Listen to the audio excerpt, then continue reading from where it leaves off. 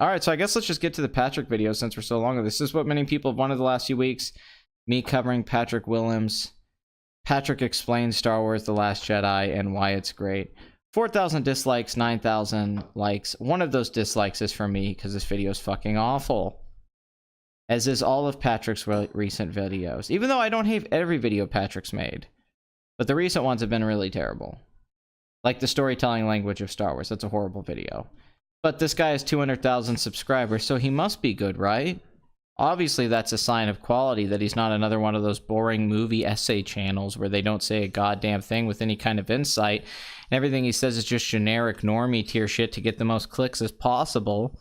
Obviously, Patrick is an intellectual who understands movies on a deeper level than any of us.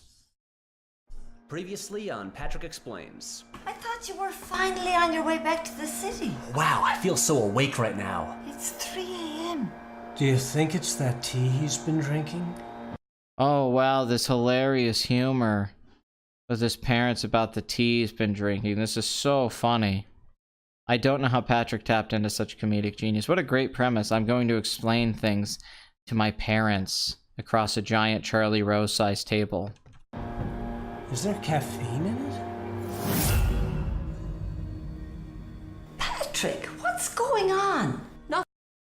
Patrick, what's going on? Nothing. I just wanted to come back, see you guys, and have a chat. What's with the camera? Oh, I'm recording this so I can put it on the internet, obviously. I think we're...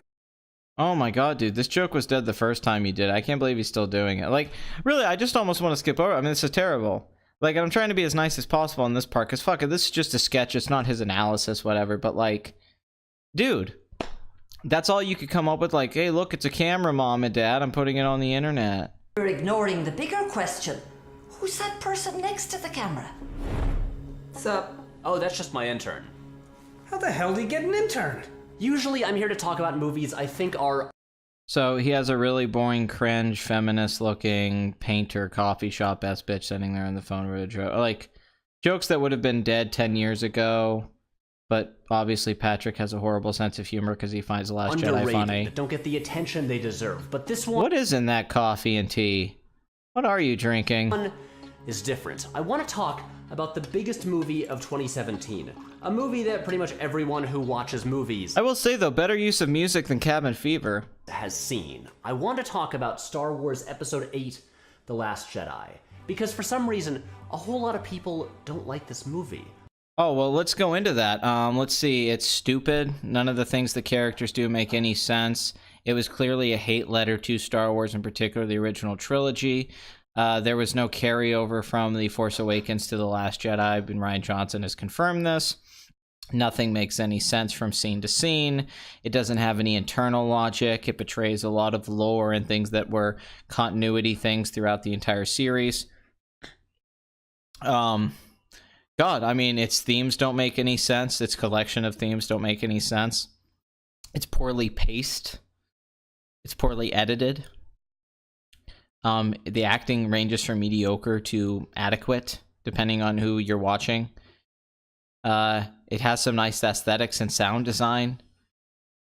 It just goes on and on and on. It's a bad sequel to The Force Awakens. It's one of the worst Star Wars films, and it's insulting in a way that people didn't expect going into it. You know, if it was just a bad movie, I think that'd be one thing, but it's a film with a commentary and a meta nature to it that isn't just commenting on the current state of Star Wars, but Star Wars fans. And this is obviously how Rian Johnson feels, which I think his Twitter's made it very clear. It's also got a political bent, which has been exposed due to what we know about the producers and the filmmakers. So there's a lot of reasons to dislike this movie. But of course, Patrick, you're smarter than all of us, and you understand film deeper than all of us. So I'm sure that you'll explain this to your parents, and thus to me, in a very articulate, wonderful, insightful way. I'm feeling at the end of this video, I will just completely love The Last Jedi. A lot of people are really angry about it. Now, instead of telling you why you should see it, since everyone watching this already has, I want to tell you why I love it. Because I do. I think this movie is goddamn incredible. It is I think this movie is goddamn incredible.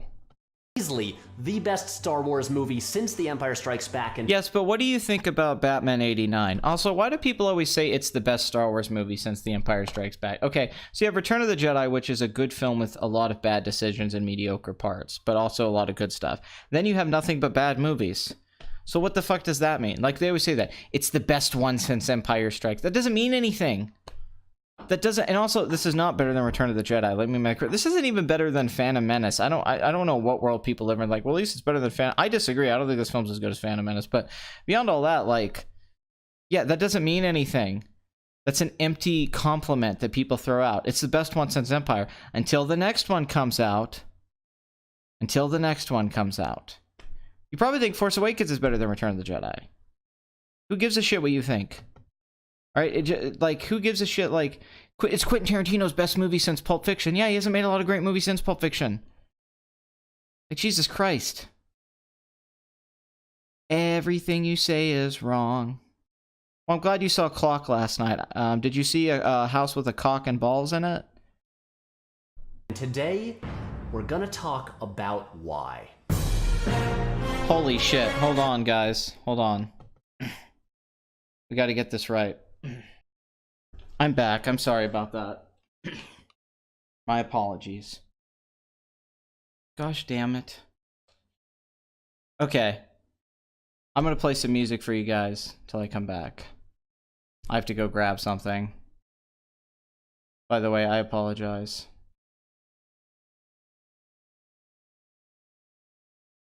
I don't think Last Jedi is better than The Phantom Menace on any level, actually. On any level, quite frankly. I don't think it's got better special effects for the time. I don't think the acting's any, like, far better. I think Liam Neeson's just as good as anyone is in that movie, but the lightsaber duel in Phantom Menace and Duel of the Fates is better than anything. Alright, I'll be right back.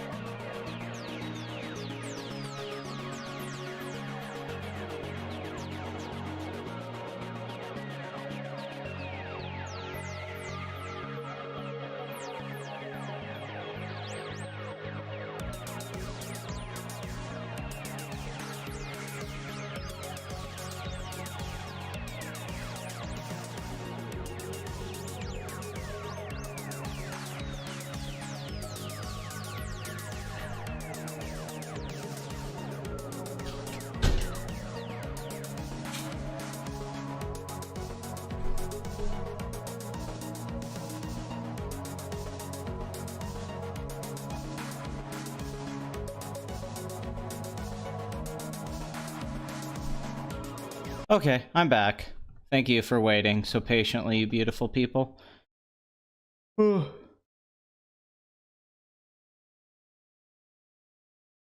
it is. It is poorly choreographed. The throne room scene is not the best lightsaber scene ever. What the fuck are you talking about? The best one is Luke versus Vader in Empire Strikes Back. That's not even debatable. Like, Bathory nailed it perfectly. You can see them waiting for their turn. It's the tension between Luke and him in the carbonite chamber and what's going on emotionally and Vader popping out. That's the blocking to that's more brilliant. It's not just a cool action scene. It actually has tension and great little, you'll see I'm full of surprises and all that.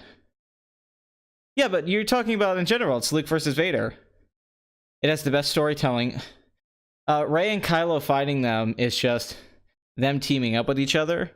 which is kind of the point of the scene, and then some cool action beats. That's the whole point. Luke and Vader have so much more going on emotionally. Has so much more going on emotionally, though. The pacing of it, it's better set. The set's a lot more interesting. So yeah, the dialogue's better, and then you get the reveal with Vader being Luke's father. How do you top that? I mean, that's the payoff to that scene. It's amazing. And then Luke jumping off to commit suicide.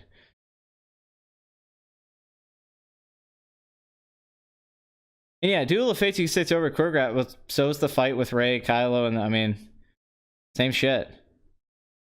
Alright, hold on. Now we can do this. Alright, here we go. Hello, people. Alright. Oh god, now I just look like Razor Fist with the fucking script that he clearly writes for every video, though he claims it's a live monologue, but it's definitely a script, and you can see the script in his glasses. God fucking speed! No, wait. Light fucking speed! It's a Star Wars video. Okay, we're gonna party with Patrick. With Patrick. You'll be able to see him through my fucking eyes. We'll find out. What's so great about The Last Jedi? I have Yoda here. Oh, he's over there. Shit. I should have set something up across the table. But whatever. Okay, Patrick. Let's do this. Don't.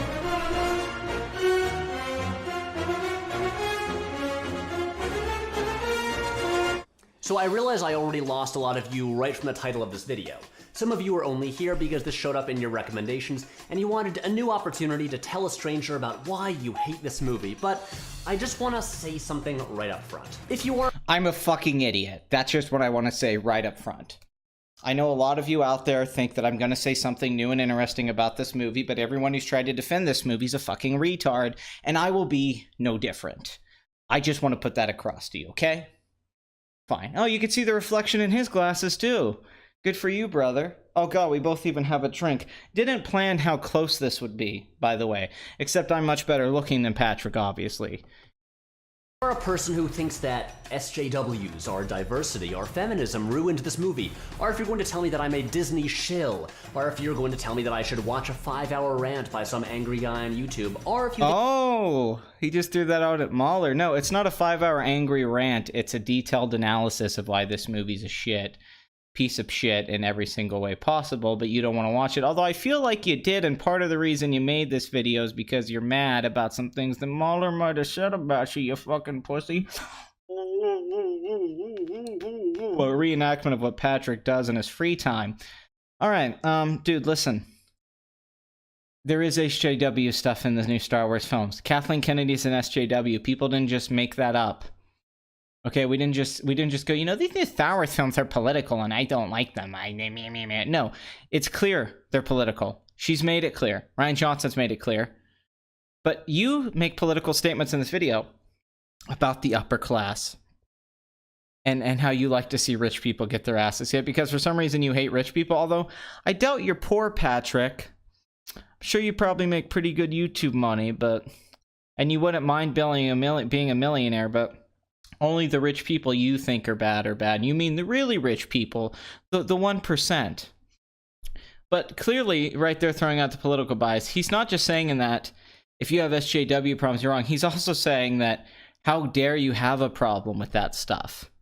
I believe in that stuff. Which is also just confirmed by the intern cameo, which I can clearly tell you everything about that girl from seeing her. I think I should kill myself because I liked a movie. Do people really? I honestly think you should just kill yourself because of who you are. I'm going to be completely honest here, Patrick. I don't think it's because you like The Last Jedi. I think it's because you made this video. You're doing this cringe material with your parents. You're everything that's wrong with this kind of content on YouTube and these essay videos and these analysis videos where you actually don't know a goddamn thing about movies, but you pretend to. Didn't you even say, I am the Terrence Malick of YouTube? No. I mean, maybe you are, because maybe at one point in your life you made something that was good and then you became a hack. So maybe you are Terrence Malick. Perhaps that's a fair comparison. I mean, Mahler's smarter than you. Mahler doesn't even know a lot of movies, but he's smarter than you. His analogies are funny. He has a funny impression of you. There's a lot more interesting content than yours. And if you don't understand the criticism of The Last Jedi, you're already straw-manning the criticisms. You're already going after the same. This is what people do when they defend The Last Jedi. They never point out why The Last Jedi is legitimately great, and they never really go after the main criticisms. They always say people didn't get what they wanted. They always say people are making it political and they're assholes. They attack the people who don't like the movie instead of making a good argument for why the film's good. This is always the defense. Care that much about Star Wars? Yeah, Mom, they really Do they care that much about Star Wars? do. But everyone should just remember, this is a film about space wizards intended for children. I'm not saying you shouldn't. What? This argument again. It's a movie intended for children. It's PG-13. A bunch of adults saw it. In fact, the original Star Wars, I'd say the majority of people that saw it were adults, not kids. Everyone who goes to see Star Wars is now adult. If little kids just went to go see these movies, they wouldn't make the money they made. Will you quit saying that? Rian Johnson did not make this movie for little kids. That's fucking retarded. This movie was not made only for children. This movie was made for everybody. And it's not just about space wizards. Also, what does that mean? This is a movie about hobbits with a ring trying to go destroy it. That doesn't mean it's not a great movie and that you shouldn't take things seriously or art seriously. You made a fucking 20-minute video about it. So that means you're taking it as serious or more so than the children you said this movie's made for. Maybe it was made for children or for people who have the mental capacity they can process things at the level of children. Although I think children are probably smarter than you. Take it seriously, just maybe don't get too angry about it. We're not talking about gun control here. We're talking about a movie about space wizards intended for children. Anyway, it sucks that I feel like that's I have such to an say easy that. It's probably defense not to even go worth- to. I should have wrote down on thing. This is a video made by a retard. This, I mean, seriously, dude. I know what you're doing. You're trying to deflect all criticism on the shit video by saying, oh, it's just for kids, don't take it seriously. Don't take movies and art seriously, even though you're taking it seriously. You're taking serious what people have said about your plot hole video that was shit, and you're butthurt, and you made this video response. Or this is a troll. Either way, though, you're taking it seriously and responding to it. You have a whole YouTube career out of taking movies seriously. What's wrong with taking art seriously? What's wrong with taking Star Wars seriously? Art helps us bear the pain of life. What are you saying that we need to take more serious issues like gun control? I'd love to hear your opinion on gun control, Patrick. I'm sure you don't have some basic left-leaning view on gun control that isn't backed up by any actual research or statistics or nuance. Because you don't understand those things. Because you think this is a good movie. And because you probably like Tree of Life. Worth wading into this shitstorm anyway, but honestly, I just love this movie. And I want to talk about it. Before I start talking... Well, I just hate this movie, and I've already talked about it, but I guess we'll talk about your video. Getting pretty low on the juice here, though.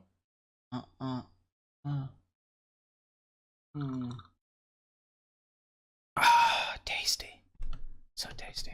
About The Last Jedi, I need to quickly run through my history with Star Wars because context matters. I mostly love the Even though he provides almost no context throughout this video, let me make this very clear. Original trilogy. I think the prequels are generally not good, even if they contain some cool ideas. I think The Force Awakens is pretty good. Yeah, it plays things super safe and So basically... you have the most generic taste just on these movies. You say what almost everyone says, like, I like the original trilogy, prequels aren't good, they have some stuff I like, and Force Awakens is pretty decent. Like, so you have nothing... So you have no reason to give us a context and insight. This is the generic opinion on the new Star Wars films. Like, you couldn't say, I didn't like Force Awakens, or actually, you know, I don't think the first film's that great. Like, this really doesn't add any context. This just hits is all waste the of beats from A time, New Hope. filler. But the movie had Ad to do revenue. three things. It had to feel like Star Wars again, it had to introduce new characters that we wanted to follow into future movies, and it had to bridge the 30-year gap in the story. That's all it had to do. It just had to do those three things. It didn't have to tell a good story. It didn't have to have good themes. It didn't have to have good cinematography. It didn't have to have good pacing. It didn't have to have all... It just had to have these three things. That's all it had to do. According to Patrick's logic, because that's how simplistic this fucking video is, instead of actually getting in the meat of all the things about a movie, like I did with my Star Wars videos, he's going to be like, it just needed to do these three things. That's all it needed to do. And it did that. Like, you could have pointed out things that were better positives for The Force Awakens, honestly. I would say the pacing is something. Like, it just had to be a fast-moving adventure. He's not saying that. He's picking three things to try to structure his argument in a certain way, because the video, it's very disingenuous, this whole video. This is what a lot of these hacky YouTube channels do. They'll throw out a theory or an idea or something they claim is like the narrative to put you on and try to pretend that it's some kind of objective point of view they're taking. Like, this is what this thing had to do, what it did, and it succeeded, and it backs up their argument. Instead of being like, well, there's all these things, but I sort of like these things. He's saying this is what it had to do. Now you're like, oh, it's subjective, it's an opinion, all that. But no, he's doing these things to be manipulative. This is this is chosen to be in a particular way. It's also in a way to get clicks. Now, this video might have worked in YouTube a few years ago, or if there wasn't so much stuff going on with Star Wars and The Last Jedi right now. But in the current YouTube climate, the reason a video like this is going to get so much backlash is because people are wiser to this kind of format now. And there's other types of content that go into much more detail of why The Last Jedi and Force Awakens are bad movies in major ways. How the screenplays are just horrible. But Patrick's going to gloss over that for the pretty package. This video in itself encapsulates the experience of sort of watching these new Star Wars films. Pretty on the surface. Maybe sort of you can buy it as what it's supposed to be, but really it's empty and hollow. And that's what, maybe in a way this video is brilliant because Patrick's showing you how people view these Star Wars films. How people who enjoy these films create things and how they wish art to be. How they feel about things and how they and their lack of ability. So they attach themselves to things that they can feel like they could have made themselves, maybe, or they can connect to, because it's easy to understand. Perhaps that's part of it. I'm on video wearing sunglasses. You don't have to. I'm just saying the guy in the video, he's wearing. It's me trying to do. I'll explain it later. Don't worry. Yeah, you're like Snoke's backstory. It did ridiculously well at the first two, and with the third, it did okay. It's a little frustrating that we don't really know what the political landscape of the galaxy is. A little frustrating. I would say it's a fucking fundamental flaw that just takes out anything from you being able to buy into what's going on in the movie. You don't know what the fuck is going on. How the Republic works and what the significance of the Hosnian system being destroyed actually is. But I also get that they wanted to return to a familiar dynamic. I don't need to see Snoke, a Star Wars story, to understand who that guy is and what his... Yes, you don't need that, but you could have like 5 minutes of extra screen time and dialogue explaining who Snoke is and what's going on and how did he show up and just randomly turn Kylo to the dark side and where the fuck was he this whole time. You don't have to make a whole movie, but once again, very disingenuous. He's saying, I don't need a whole movie. No one said you needed a whole movie. No one wanted a whole movie on Snoke. That wasn't the argument of why Snoke's backstory is important to what's going on right now.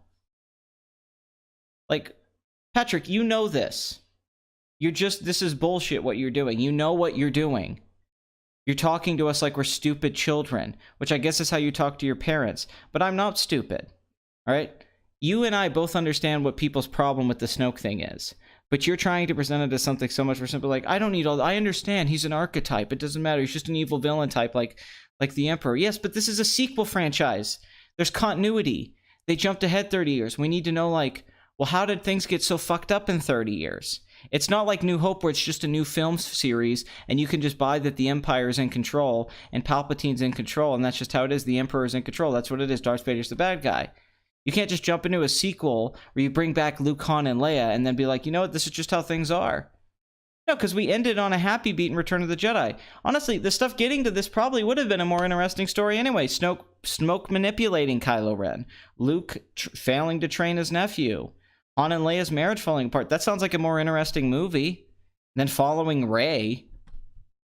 Deal is. So now that The Force Awakens had brought Star Wars back to the thing that we loved and was no longer 2 hours of Hayden Christensen green screened into ugly CGI, where did we go from here? It brought it back to where we love. Yeah, that's exactly what it did.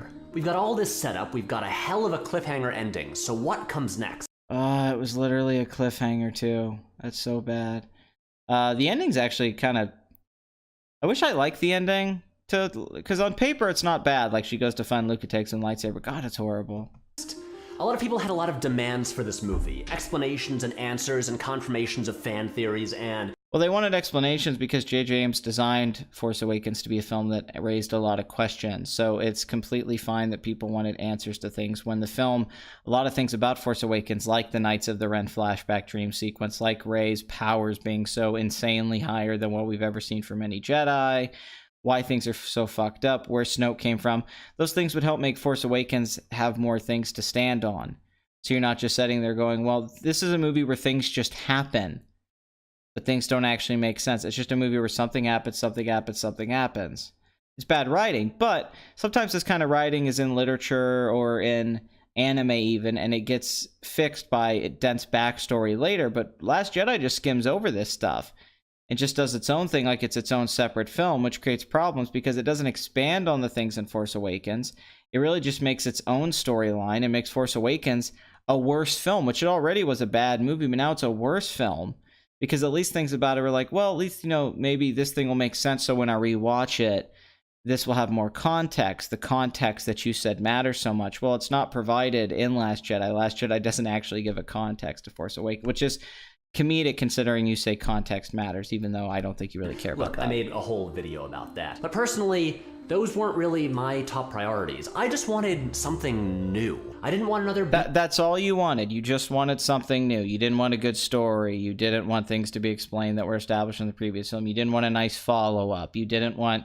to understand more about the resistance and how the Republic fell apart or how Snow, you know, stuff that would have been no, you just wanted new.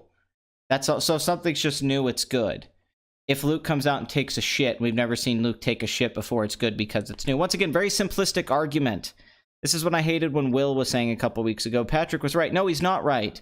Because this is a simplistic, stupid argument. You can't just tell me, I just wanted something new, thus it's good. Anything can be new. Anything can be new. You have to explain why that new thing is unique and interesting and why it works. It can't just be because it's new. If all you wanted was something new, anything new would have made you happy. Which then why does your fucking opinion matter? Beat for beat repeat of the original trilogy. I wanted Star Wars to surprise me, to expand the scope of what a Star Wars movie could be. And also, of course, I wanted a rip-roaring good time. And that is exactly what I got. Right from the opening scene, I could tell something was unique about this movie. The movie... That it was boring and bullshit and weird? I felt the same way, but in a completely opposite direction. Like, it was different. That's how I felt, too. But not in the same way you did. I was sitting there like, oh my god. Like, I was worried. Pat fist. Pat fist, that's fucking hilarious.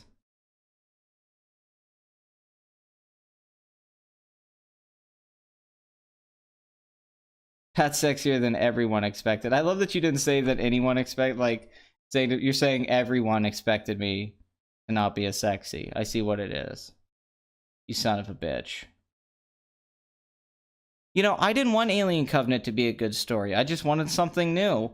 I've never seen somebody play a flute before with the sexual innuendo with another android in the Alien franchise, so it was a good movie. You know? I'll do the fingering. I've never heard that line in an Alien film before. Thus, Alien Covenant's good. That's the logic Patrick's going down. Yeah, as soon as Poe said the Yo Mama joke, I was like, Rian Johnson's onto something with this movie. This is truly a unique experience. Of course it's making me angry. It's making me angry because it's stupid. I hate this kind of content on YouTube, Will.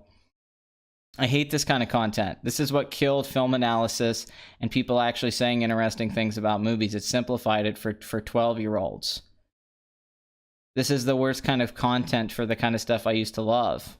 I hate that people like this become popular with flashy editing and just generic, tricks. I mean, every frame of painting seems greater as the days go on. You know, and even his stuff was very generic when it came to the actual commentary, but it's disappointing where we've gotten to. I mean, I give a lot of flack to Nerdwriter and those other guys, but at least they do kind of come up with a unique perspective. I mean, this is all of the arguments that were made back in December that were bad arguments. This was the arguments that were already made defending The Last Jedi. We've already had... Okay, stop doing that blood money. You're just not fucking with Will Stevenson. Leave Will alone. I like Will. Oh my god. This is so bad. You're so mean. Will, I love you. Don't take that as a... I love you, Will. Don't think that represents me. This doesn't represent me as a person. It begins with a space battle that is seriously one of the best space battles in the entire series, but near the end, it does something amazing. In Star Wars, we've seen a lot Near the end, it does something amazing. What is that? of battles, and in those battles, we've seen a lot of random rebel pilots die. but I've never really cared about them. No disrespect to Biggs and Porkins, but they were never really characters. Then why do you know their fucking names? By the way, you have to look at the context of the scene, right? It's not that they die randomly, Biggs and Porkins, and they don't matter because they're not fleshed out. It's because it's the event. You're following Luke in that story, so you see people die, so you're like, oh, maybe Luke can die. This is pretty dumb. It shows you the risk and the skill of it. It's well executed in the context of what the scene is. Focusing all this time on Paige Tico, the sister, and making it its own little mini scene, this character that dies and doesn't end up really mattering and is only kind of half connected to Rosa's story, is executed in a worse way than those deaths. Those deaths are necessary, you know, characters dying off to raise tension. Well, she gets this big focus. It's overblown and operatic because it's a bad choice. And it's honestly one of the better scenes in the movie, but it's still a bad decision because instead of focusing and developing dynamics between characters you like, Rian Johnson shows he doesn't care. He just keeps jumping around and going to things that he finds interest in. I mean, that's one of the problems with Paige Tico's whole thing, but it's really just, when you think about the whole bomber sequence and how it doesn't make any sense. Why are they so slow? Why didn't they blow her up? Why does she get to move dramatically perfect for this scene? Like how contrived it is, and then her dropping it and grabbing it really lucky right on time and all that stuff. That stuff's all really bad. And at least when they get blown up, it kind of makes sense. Like, man, they're really fun. Honestly, it's just a sense of tension that isn't in this scene. This feels constructed. It feels like Rian Johnson had to set up everything to be this way so things could go his way. It doesn't feel organic like it did in those other scenes you mentioned. And honestly, I don't care about Paige Tico. I remember just sitting there being fucking confused during this whole sequence and being like, oh, okay, this chick just died. I mean, it's dramatically moving in the most shallow way possible, where the director's putting the music on real heavy and making these lingering shots and showing close-ups on her face that's supposed to make you feel, but when you're actually thinking about what's going on in the scene, you shouldn't feel anything because it doesn't make any sense. But if you like generic, manipulative filmmaking 101 blockbuster stuff, then sure. If you like the most generic stuff ever, then yeah, sure, it works on that level. It's that kind of scene. But that kind of stuff has existed in Star Wars before, and it's been done much better. But you're picking something very particular, like, oh, we've never seen a rebel die that got so much focus before, so that's new, and that makes this movie special and great. That's not really an argument for this movie's great. And it's disingenuous because you're ignoring a lot of things about the scene and criticisms that people have with it. Or just main criticisms of the movie. You're focusing on these little particular things to try to explain why you love the movie. But really what you're doing is being, once again, disingenuous with what this film is and what people's problems are with it. You're setting up a whole argument that doesn't exist, and you're making really childish points. It's just stupid. Like right there immediately, to focus even on this is so generic and simplistic. I really like this scene, and ignoring the dense criticisms. Like, this is the problem with Last Jedi defenders and the arguments we had back in December. Like, they never come in with anything about why the movie's great that's actually like, you know, that's a good point. They just say something and you're like, okay, can we move on? Now let's talk about all the things that don't make sense. They're like, no, hold on. But I like, yeah, cool, you like that scene, but let's talk about how Luke's character doesn't really make any sense and how this hyperspace thing changes the continuity of the other films, and you know, why is their ship going so slow in the fuel, and why can't they just go ahead and shoot them, and why didn't Hodor tell the plan? No, that doesn't matter. Let's just, this scene's dramatic. I like it. It's new. Okay, fine. That's cool. Now let's talk about the stuff that's stupid. No, hold on. But The Last Jedi shines a spotlight on Paige Tico, and for 2 minutes, she becomes the star of the movie. Paige's desperate attempt to drop the bombs is more suspenseful and more emotional than anything in a battle scene since Luke's trench run. And as the movie reached this shot, I thought, holy shit, I've never seen this in a Star Wars movie before. And I've noticed a lot of people don't want that. They don't want new things in their Star Wars. That's not true at all. Most people want the total opposite. That's a complete straw man argument. A lot of people don't want that. And he says a lot to be safe with that, so he doesn't say everyone. No, we wanted new things in Star Wars. You think I didn't want new things with Luke, Han, and Leia? And honestly, that's not that new. We've seen things like that. We've seen people sacrifice and die for things in Star Wars.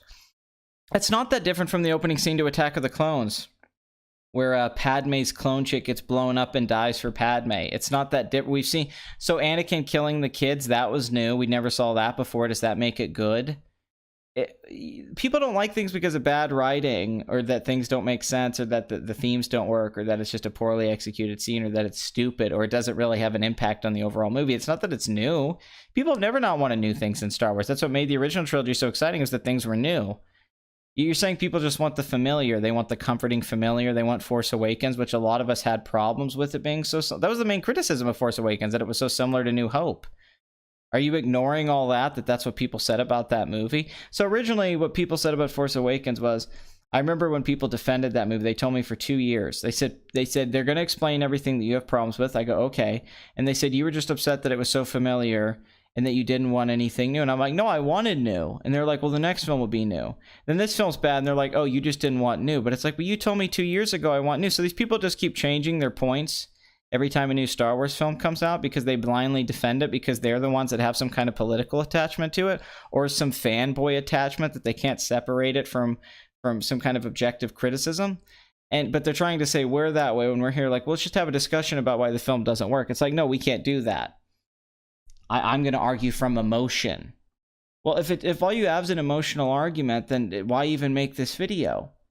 You're not adding anything new to the conversation. This is just another generic Last Jedi video to get clicks, because Last Jedi videos get clicks. This is why I stopped making Last Jedi videos, because I knew what it was. I knew it was just clickbait.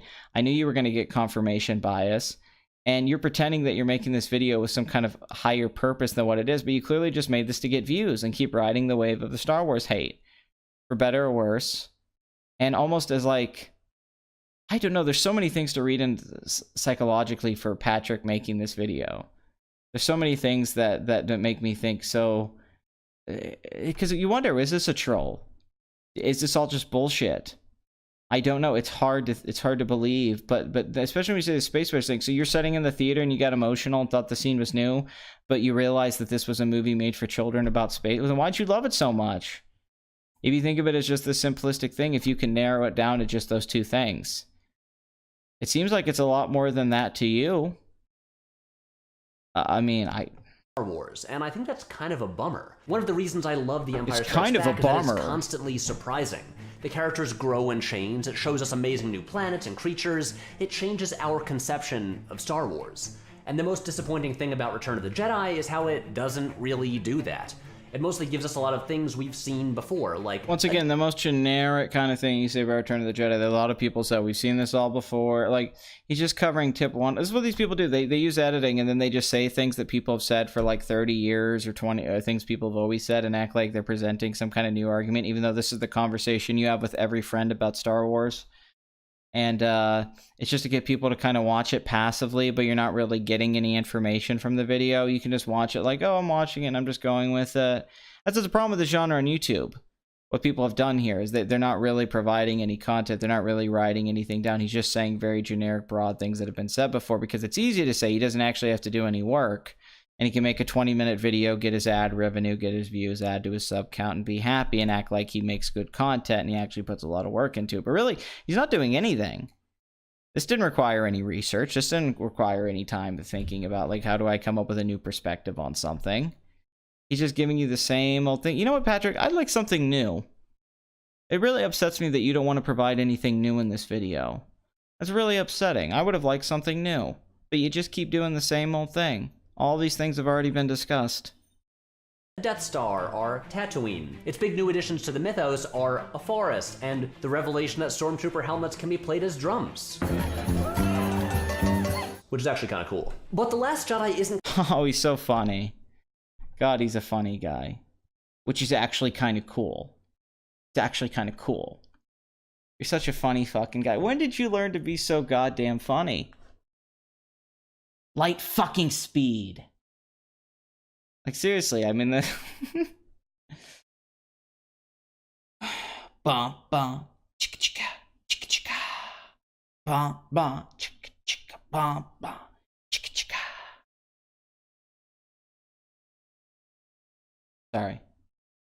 content to recycle Star Wars greatest hits and just revisit old planets and reveal that everyone is related to someone that we've met before. It has a story to tell and a mythology to expand. I love that this movie finally shows us how the 1% live in this galaxy. It finally has someone use the Force to switch on a lightsaber.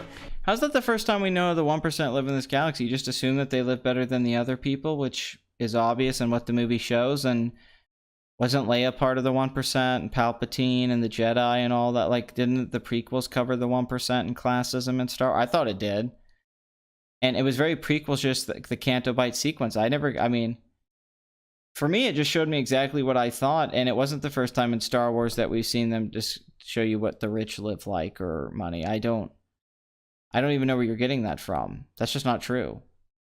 It finally gives us an idea of what... I mean, it depends on what you mean the 1% even means. Like Yuan meant when he said, "You strike me down, I shall become more powerful than you can possibly imagine." Oh my god, that's so disingenuous. You motherfucker.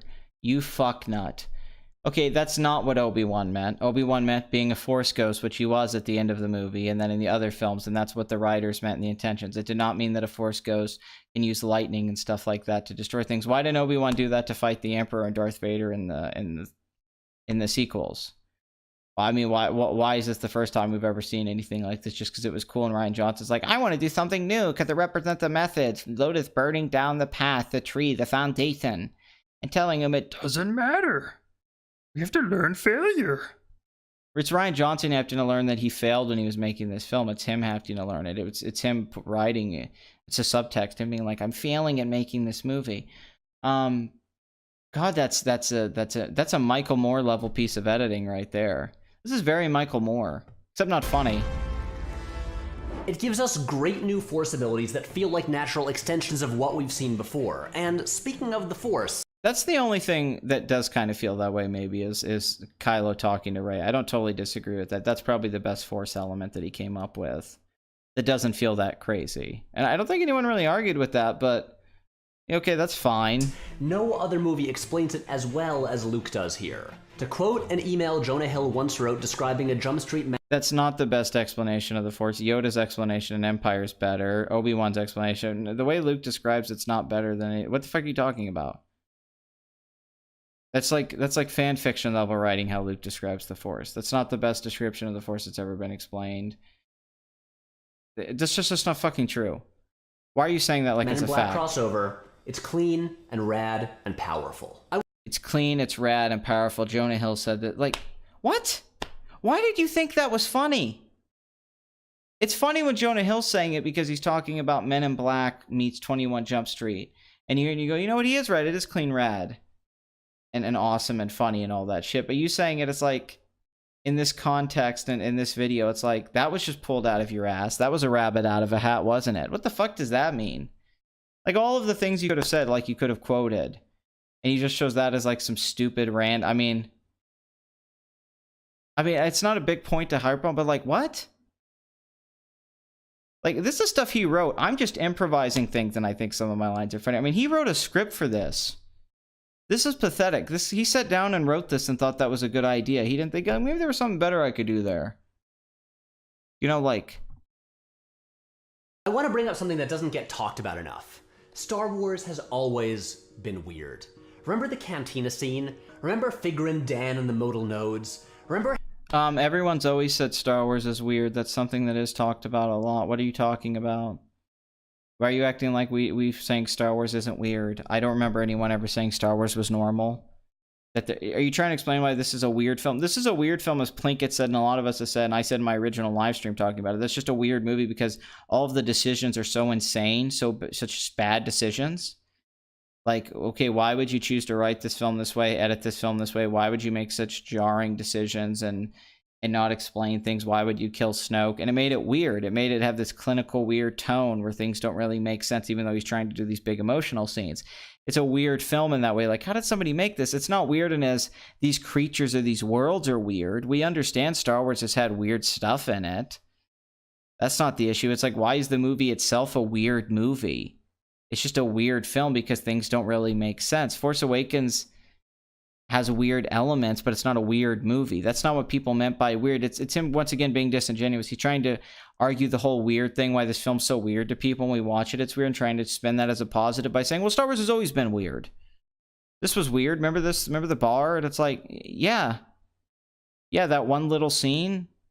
Yeah, I remember that being how weird. There's a fucking devil in there just chilling at the bar, and a one-eyed tentacle creature in the trash compactor. Since the very beginning, Star How does that explain while Hold the Door doesn't tell her plan to Poe?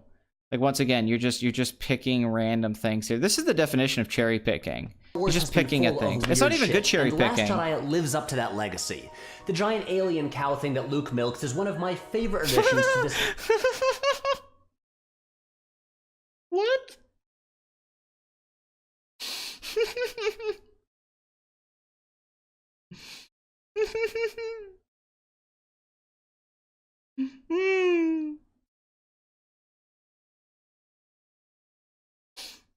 One of my favorite things.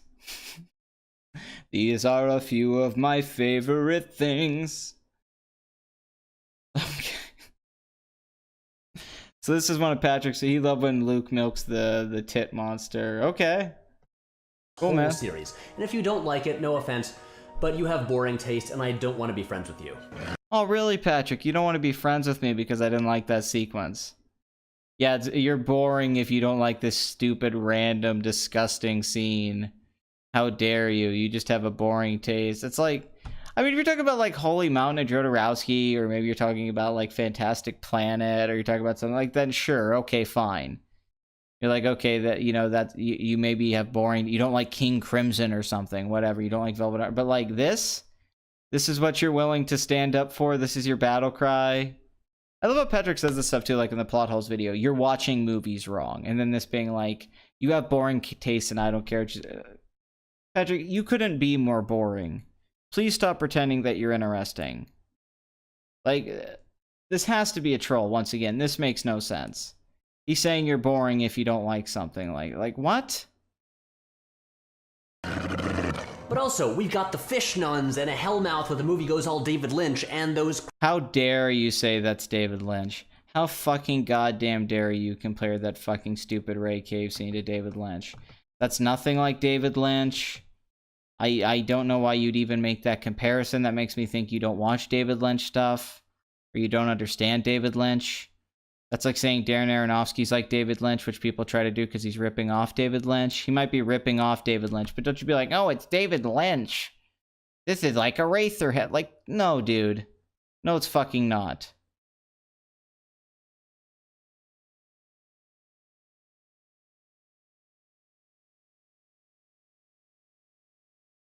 Yeah, I don't want to be friends with this guy anyway. Did he think I wanted to be friends with him? This is the hill he dies on, the milking scene. This is when it dies. This is how democracy dies, with a creature getting milked by Luke Skywalker. Yeah, apparently that's one of his favorite scenes. I guess if he found this stuff funny and interesting, you know, I guess this just shows you Patrick's worldview and what he finds to be good. I'd say, Patrick, you don't have, it's not that you have boring taste, you have bad taste. Crazy things hanging out on Canto Bight. Oh yeah, Canto Bight. You know, that section of the movie additions to this whole series. We've got the fish nuns and a hellmouth where the movie goes all David Lynch, and those crazy things hanging out on Canto Bight. Yeah, this is what I wanted. This was all. Thank you, Ryan Johnson. You genius. Oh yeah, Canto Bight. You know, that section of the movie that people hate, where they say nothing happens and it should just be entirely cut out of the movie. I could spend several minutes here talking about how it's important that we see the oppressed people in the galaxy and the hope that the resistance symbol...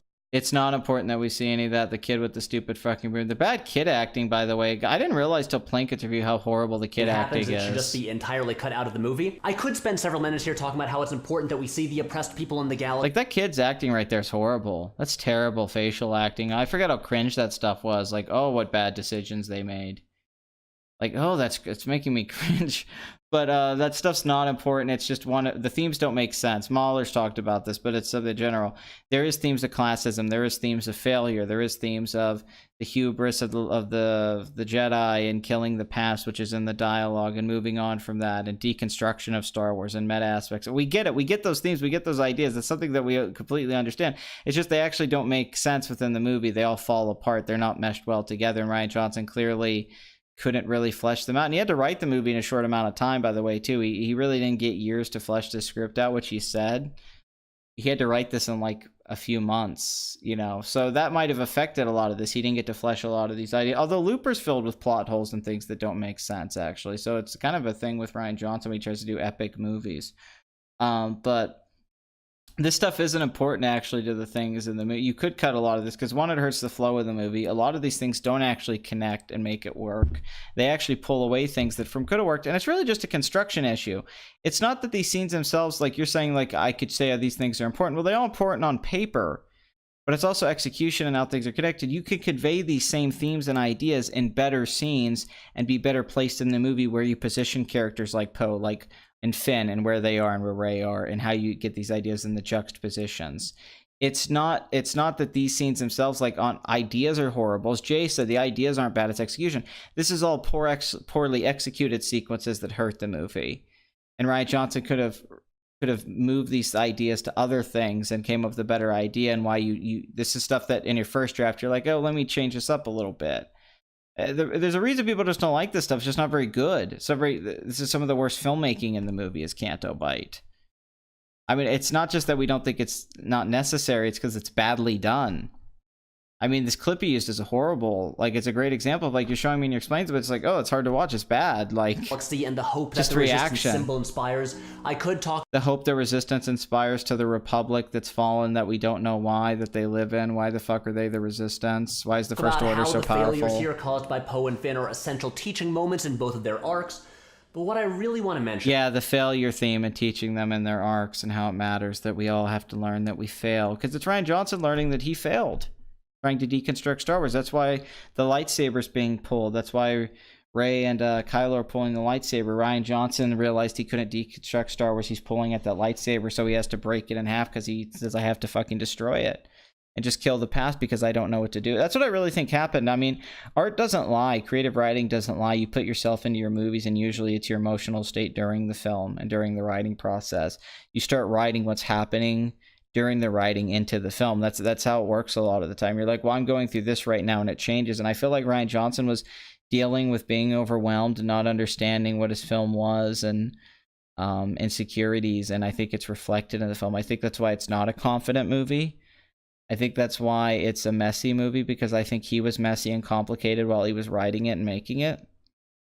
And I think that the more you analyze the film, the more these things have been revealed. I mean, especially the themes of what he's saying and doing. I mean, especially him attacking capitalism and the 1% and the animal rights message, and clearly a feminist bent and strong females, and things that also don't make sense. Like, what does Poe learn at the end to go against, to just blindly follow authority? It's like, no, he has to learn to fail to succeed, and it's a deconstruction of the hero archetype that he represented in Force Awakens and all that kind of shit. Like, all that stuff, like, that stuff's just not that good. Like, you explained to me, like, okay, that's interesting, but then when you actually watch it, you're like, yeah, I see what you're doing. It's obvious. The subtext is in your face. The movie's overtly throwing this stuff in your face. It's not subtlety at all. It's very much like, look what this is about. Look what I'm saying. And that kind of takes away the power that it could have. Or you go, well, oh, actually, kind of, that movie was saying this because he's throwing it in your face. I mean, there's like, it's like Rian Johnson thinks subtext has to be in a big font across the screen, that you can't have it in the little moments and then they represent an idea over the course of the story. It has to be like, look what I'm doing. Because children love stories about the 1% and animal rights and failure and war profiteering. That's children's favorite shit in the world. Are three very important things. Number one, a drunk goblin puts coins in BB-8, and that rules. Number two, it is now canon that Maz Kanata has had sex with Justin Theroux. Number three, watching rich people get their shit destroyed is one of the purest pleasures in all of cinema, and if you can't appreciate that, I feel sorry for you. What? I hope he doesn't mean that. I hope that's a joke, because seriously. Like, dude, wait a minute. Why do you take pleasure in seeing rich people suffer? Because you have some skewed view of rich people, that they should give all their money to the poor and they didn't earn their money and fuck capitalism and all that. Is that what you're saying, or are you joking? I don't... Okay, but let's get serious here. Oh, he was joking. I see. That was all funny. He was just playing up a character. Okay, Patrick. I'm just been joking too, my friend. Now let's get serious. This is the serious part of the video. This is when we get into the serious analysis. This is when we get into the real shit. For a long time now, I've had a beef with the original trilogy. See, Return of the Jedi reveals that Luke and Leia are twins, which makes Leia Darth Vader's daughter, and yet she seems to have zero connection to the Force, and she gets zero closure with her father. Yoda says there is another, but then she doesn't get to do anything. Anyway, this is a long way. That's because when Lucas wrote that, he didn't know what the fuck that meant, because they were making it up as they go along. Also, you didn't really need that. You didn't need the Leia getting fleshed out Force thing. It's not where the story was going. It just showed that there was hope, and it was mainly just to use so Vader could say the sister line, and then Luke could get even stronger. I mean, yeah, do I think the stuff in Return of the Jedi that some of its biggest flaws is Leia, Han, and Luke's relationship really takes a backseat to the other parts of the movie? Big time. I thought the love triangle was interesting. I actually think Leia being Luke's sister kind of makes the dynamic between the three less interesting throughout the movies as friends. I don't think it's a great twist. I don't think it's nearly as good as the father twist. I also think, I don't know, I just feel like there's not enough scenes with Han and Luke and Leia in Return of the Jedi. I don't think like we get enough of the original. It's one of my biggest problems with the film. We don't get enough scenes with Han and Luke in particular. Han spends 45 minutes by a fucking door, and all of it's about Luke and Vader, which pulls Luke away from the dynamic that we wanted. And they got separated in Empire, so we spent a lot of that movie without them together. And part of the hope is like, well, they're going to get back together in Return of the Jedi, and then they don't. So it sort of sucks because they had such a great dynamic. That's always upset me, but I would say Leia's Force stuff isn't one of the bigger issues. It's more just how Leia and Han don't get a lot to do in Return of the Jedi, and how their stuff isn't as emotionally as interesting as Luke's stuff with Vader, and it just doesn't really carry over the relationships at the same level of realism and heart that Empire Strikes Back. I mean, that stuff's true, but Leia using the Force, like, I don't know, it just, I think if Leia using the Force, maybe a little bit on Endor, but I mean, I don't think it would make the movie that much better. Way of saying that but the okay, much maligned scene whatever. where Leia uses the Force to pull herself back into the ship thrilled me, because in one moment it Oh, I get the Hunter S. Thompson Johnny Depp thing. I did that at Halloween one year. I Hunter S. Thompson because I wore the hat and the shirt and all that, and I had the shirt. It was like, I kind of have that look about me. told us that she did not spend the last 30 years trapped in Amber. Of fucking course she can use the Force. She's a god. Nobody complained that Leia could use the Force. It was the way she used the Force that she did something that's fucking insane, that she survived in space and flew, and nobody talked about it afterwards. Or been like, how the fuck you did that? It's just this random one-off scene. That's the biggest issue with that scene. It's not even Leia doing it. It's just that it happens and then it's not acknowledged for the rest of the movie. Nobody goes, hey, why the fuck did you just not die? That was crazy. When did you learn that? It just, like, everybody goes with it because it's just this random sequence in the movie. I mean, like, that's the thing. It's not connected. Like, it's not connected before what happens and afterwards. And then Leia just ends up in a coma and doesn't do anything. But all of us wanted to see Leia use the Force. I'd have had no problem saying Leia used the Force to stop something or move something with her mind. No one has a problem with the Force. That wasn't the complaint. They're complaining about how it changes the lore. It's something new. The scene itself really doesn't work. It looks stupid visually. It's a dumb new Force power, but it as a scene, it's just awkward because of how it's executed. It's not this. It should be this badass moment. You're like, fuck yeah. But a big problem is that when she comes back, no one's like, what the fuck was that? Holy shit. Like, it just happens. Like, it's like a lot of this movie, things just happen. But yeah, once again, disingenuous. The complaint was not that Leia used the Force. It's what she did in that scene and how it doesn't make sense. The complaint, Patrick, was never, oh, of course Leia could. How dare Leia use the Force? That's not what it said. We all knew Leia could use the Force. And yeah, she hasn't been wasting her time not learning things in 30 years, but when the fuck did she learn that? Does that mean that Rey can get shot into space and survive, and Kylo and all that? Like, what? Like, it's insane. Skywalker. Which leads me to another thing I love about this movie. It directly addressed something that I've thought about for years. That maybe the Jedi kind of suck.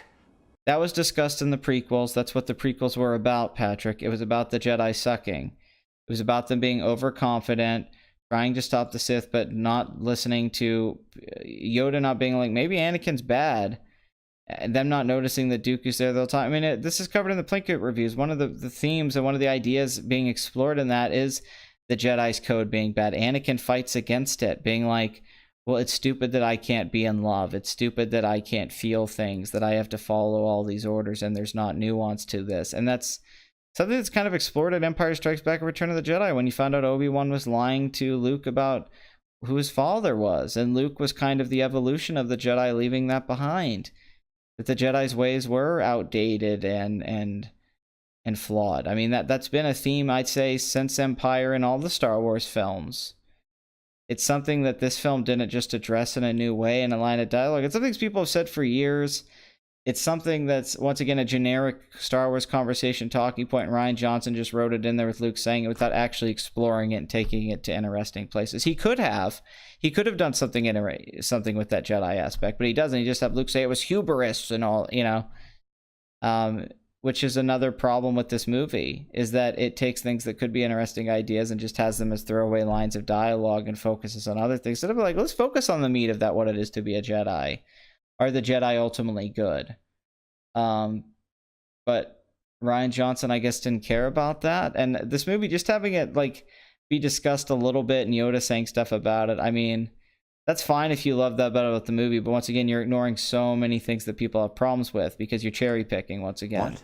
Like maybe their elitist monk-like rules where they bury all their emotions aren't especially healthy. And it's those strict rules that led Anakin Skywalker to freaking out and murdering a bunch. This has all been said. Woo-hoo-hoo. This has all been said. Woo-hoo-hoo. This has all been said before.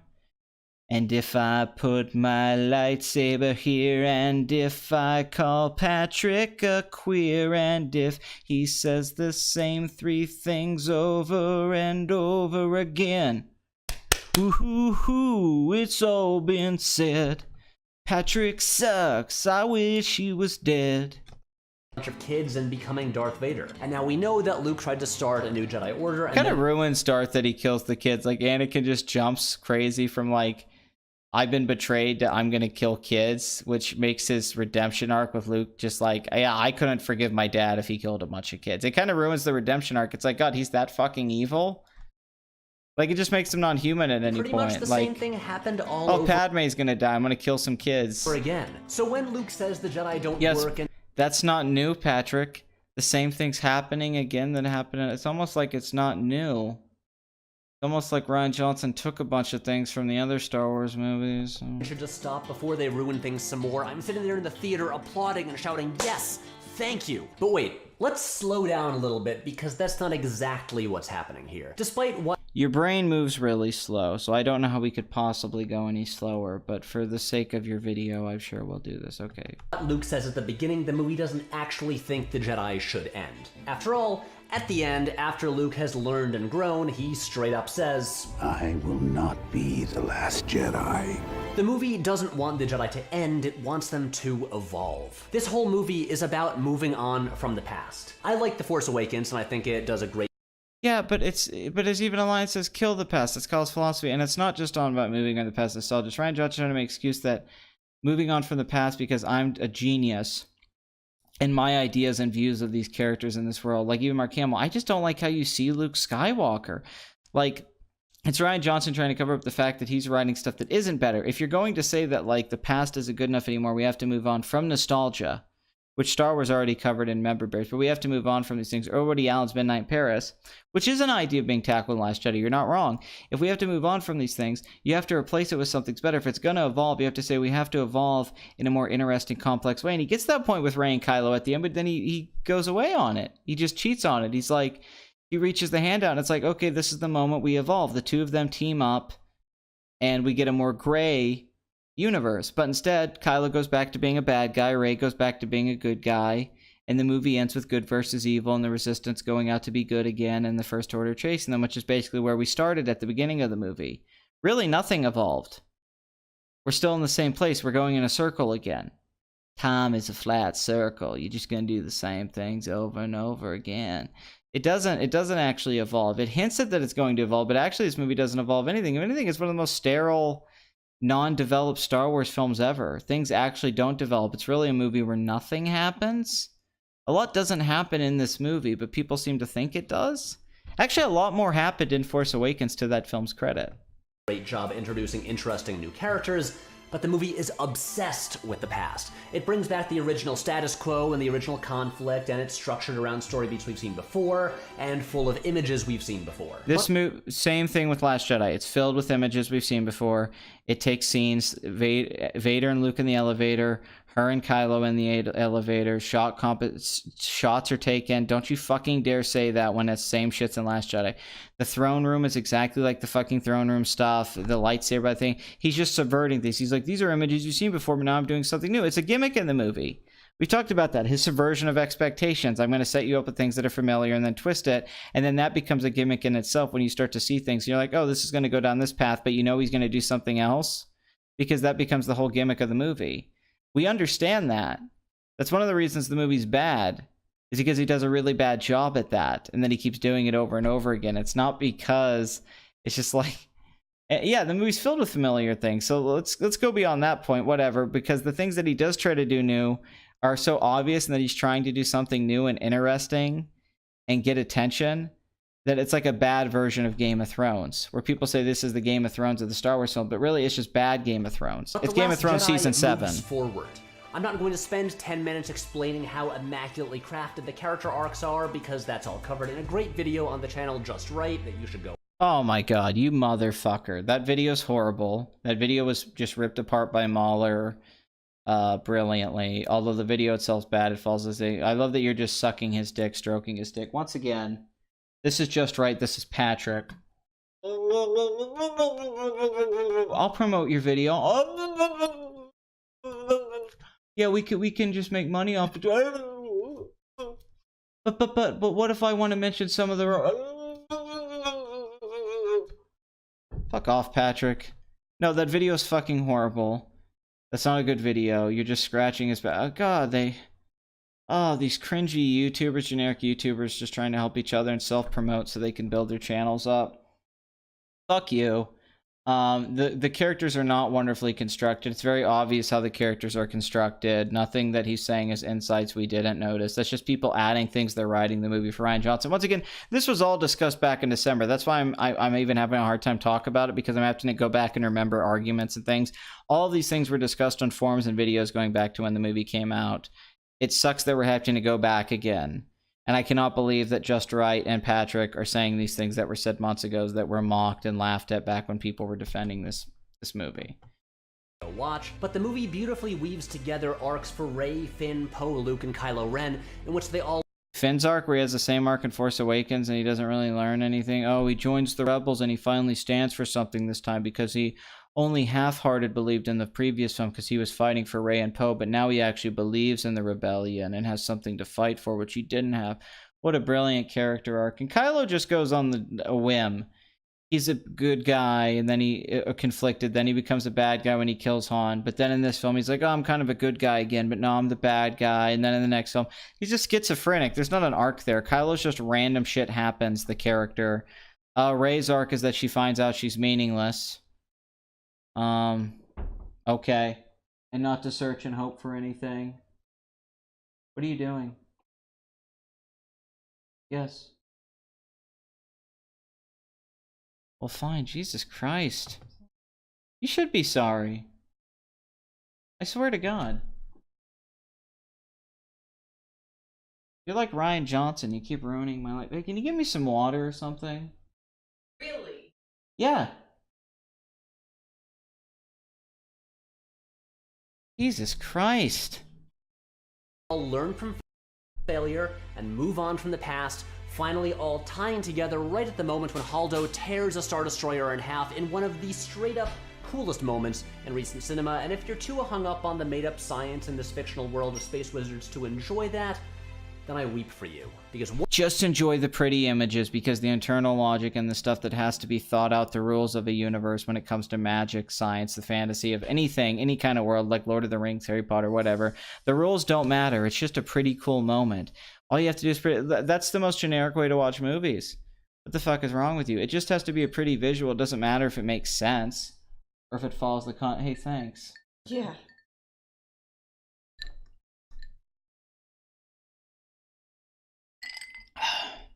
That's some tasty water. But yeah, I love that. If you're too hung up on the made-up science, it's like, no, I don't have a problem with the science being made up. Yeah, the science is made up. Things don't make sense in Star Wars, but there's rules that we have to follow. They've never used it that way before, and then it makes you go, well, why didn't they do that in all the other movies, and why aren't they going to do that in all the later films? How can you ignore that and just go, I weep for you because you didn't like the... Well, I like the visual. I like the moment where the movie goes silent and the ship's... It does look cool. It's probably the best part of the movie. It still doesn't take away the fact that that whole thing, like, ruins the continuity and opens up all these new questions of Star Wars now that, like, kind of puts a big hole in the franchise. That doesn't mean it isn't a cool moment. Two things can be true at the same time, Patrick. That can be a cool moment visually, as a special effect, as a storyboarded idea, and then it also can be a big fuck up. They can both be true. It doesn't have to be one way or the other. one more time, this is a movie about space wizards intended for children. But the point I'm making is that this is a movie about moving forward. It is not, as some people believe, about burning the past or killing the past or letting the past die. Kylo Ren, while probably the best... Then why did Kylo say kill the past and let it die? Like, I don't know. Seems like that was part of the movie.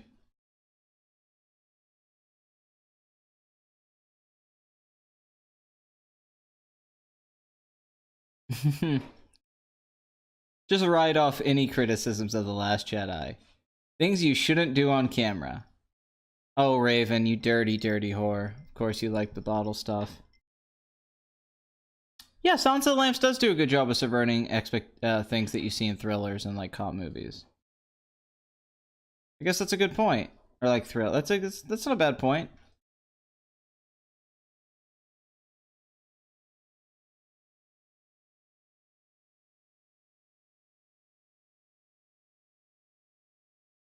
We watch to find out. No, it's just because Kylo stuff just randomly happens, though. It doesn't matter if it parallels Luke, Anakin, and all that. No, it's just random. Like, Rian Johnson sees Kylo and writes him in a different way from JJ. It's inconsistent. Anybody could write that character. You could just write a character who goes, he's evil and mad in this scene. Now he's good and happy in this scene. Like, we get the Rashomon thing. Like, oh, it's one point of view and the other one, but it's really in the middle. Right? So because Luke comes in and tries to kill him because he senses this evil, Kylo decides to kill all the students. And then move on, like, how does Snoke get involved? Like, these are important things. These are things that make this character's backstory make sense. Like, just because Luke felt evil. I love screwdrivers. He's willing to kill his best friend and sister's son. And then he changes his mind, but Kylo wakes up randomly at that moment and was like, oh no, you're there in the tent with your dick, and you're gonna rape me, Uncle Luke. And then they clash dicks. And, he drops a roof on him, and then Kylo says, I'm not going to kill Luke, but I'm going to go kill a bunch of his students, because, like, why? Like, he's just a character that does things. He's like a retard. I mean, he's a crazy person. He's just crazy. Like, things he does doesn't make any sense. Best new Star Wars character since Yoda, other than Dexter Jettster, of course, is a selfish, entitled piece of shit. And while the Why do movie people keep presents saying this? Why do people keep saying Kylo's the best new character? They just like Adam Driver. That's all it is. People like Adam Driver, the actor, because he's a better actor than Daisy Ridley, although he's not better than Oscar Isaac, but he gets more to do. Because he kind of looks cool, the design's kind of cool and all that, and he has a cool lightsaber. So they all like him, it's very shallow. But every time they try to explain why Kylo Ren's this great character and he's so interesting, like, people say this shit all the time, but it's like, he's not a character. He's just Mr. Rando. Mr. Rando thinks, I mean, he's the whole encapsulation. He's a bastard of fan fiction, as I've once said. He's an illusion. He's not real, you know? He's an idea of a character, but he's not actually a character. You don't actually understand Kylo Ren's motivations. You don't actually see him get developed. You don't actually see things. All of it's meta. All of it's him representing something, Star Wars fanboys and looking up to Darth Vader and being a lame Darth Vader. It's all ideas. It's not actually a character. He doesn't actually ever feel and act like a person. He's actually a horribly written character that people give a pass because Adam Driver is just kind of a weird fucking... It even works in the Kylo show. I went out of my way on my own show. I made a fucking show called The Kylo Show where I gave Kylo Ren a backstory with my friend who looks like him, which if you haven't watched it, please watch it on Please Rewind. But the Kylo show was all about that I was being like, comedically, I'm going to give this guy who has random outbursts of emotions that don't make sense. That's part of the joke of the Kylo show, was these emotional payoffs that aren't earned. That Kylo randomly becomes a nice guy and then an asshole from scene to scene because that's his personality. But I actually gave him a motivation with this friendship with this guy Dave, that Dave's a flame trooper and he used to start fires, but now he has to put a fire out, and that fire is Kylo Ren. So it's a guy learning to put fires out, and Kylo learning to reconnect with someone again after being separated from his parents and uncle, but then Snoke takes that away from him, so he just becomes an evil asshole, and it leads into Force Awakens, right? That was the whole idea with the Kylo show, right? But that was me trying to say, like, listen, it's not that hard. Even in a YouTube parody little series, you can have scenes where Kylo's talking to someone, and at least you get some idea of who he is. It's kind of playing on what they try to do with Rey and Kylo in these scenes, which, to be fair, I think are some of the better scenes in the movie, are Kylo talking to Rey. At least a couple of them. The scene with the water in his hand because she gets all wet looking at him. That stuff could have worked. That should have been the movie, is really getting to know this guy. But yeah, like I said, he's not a character. And he's definitely not the best character since, and also, once again, there's been so many shitty characters and nothing of note since Yoda. People just saying that, it's like, that doesn't mean it's good. Point of view, it does not endorse it. One of the weirder aspects of the backlash to The Last Jedi has been how many people take Kylo Ren's side, claiming the movie really does want to kill the past, and in the conflicting stories about that night in the Jedi training camp, they believe him, not Luke. The movie is not saying we should end the Jedi, it's saying we should take some of their lessons, but maybe not the dogmatic interpretation of their way of life. I mean, guys, Yoda shows up and straight up states the theme. Yes, that's why it's bad writing. Yoda just says the theme, all the things you're saying are just said. You're saying, like, guys, Yoda just says the theme. You missed this brilliant piece of writing in the movie. It's like, no, we got the themes. That was one thing we criticized, that he threw the themes in your face, and we don't really like the themes totally. And they're badly executed because this is bad writing where you're just explaining your theme to the audience. You don't weave the theme into the movie organically. That's bad writing, Patrick. Greatest teacher, failure is. When it comes to its like main... Yoda's messages and Empire and all that subtext, it's like, oh, he's saying things and we can kind of think about it. There he's just telling you, like, I think is that meta thing. It's being self-aware that it's a Star Wars film. Rian Johnson's being completely self-aware of what the film is.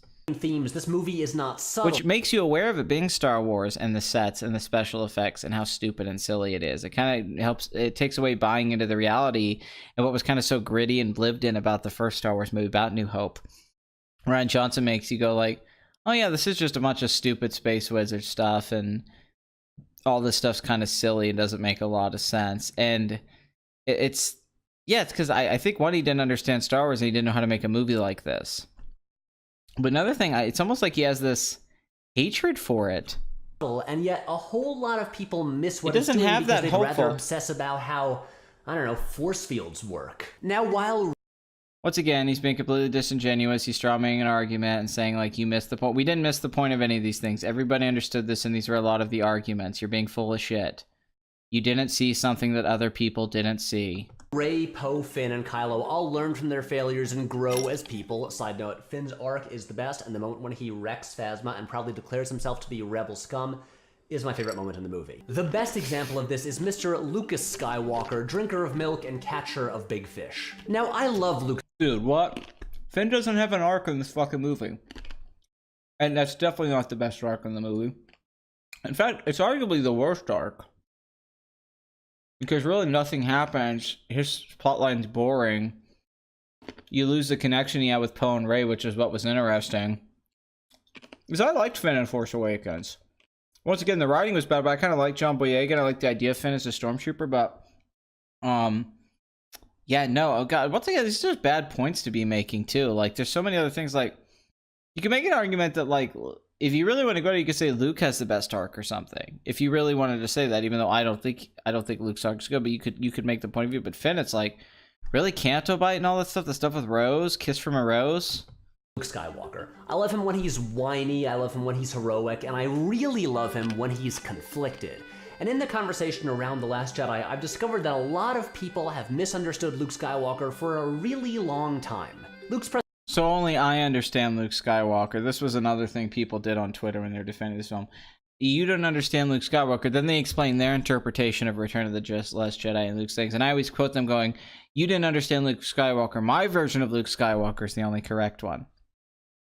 So arrogant and audacious to say, I understand Luke Skywalker, you don't. My subjective viewing of his character and his arc and his story is mine. It's like, why do you get to decide who Luke Skywalker, and why do you tell other people they don't understand it? And then I guarantee you all the things he's going to say are really obvious about Luke Skywalker. Presentation here is one of the most controversial aspects of the movie.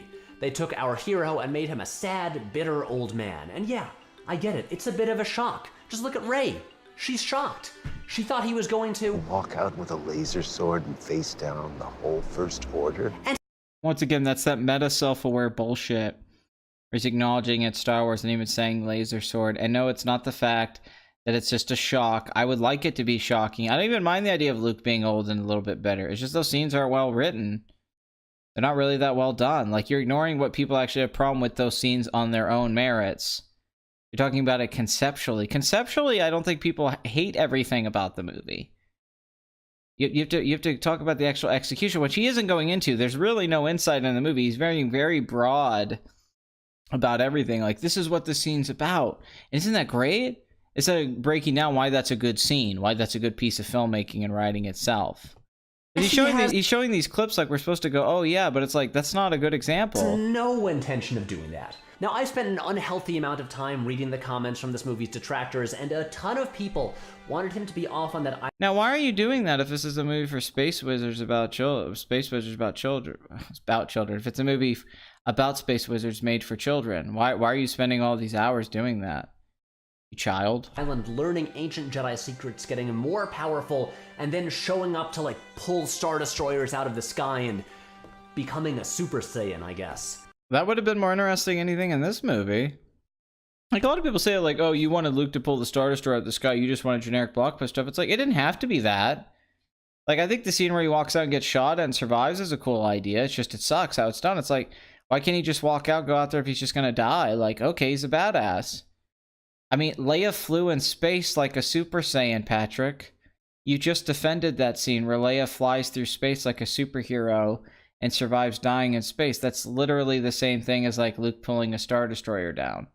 If you're going to defend that scene and say that's great, and then say it's stupid that people wanted him to have superpowers like that, then like, you got to pick one, Patrick. Like, honestly, Luke pulling down a Star Destroyer would be more badass than Leia flying in space. So Leia can survive where there's no oxygen. She would be freezing. She can just float there and then put like a force energy around herself and then pull herself back.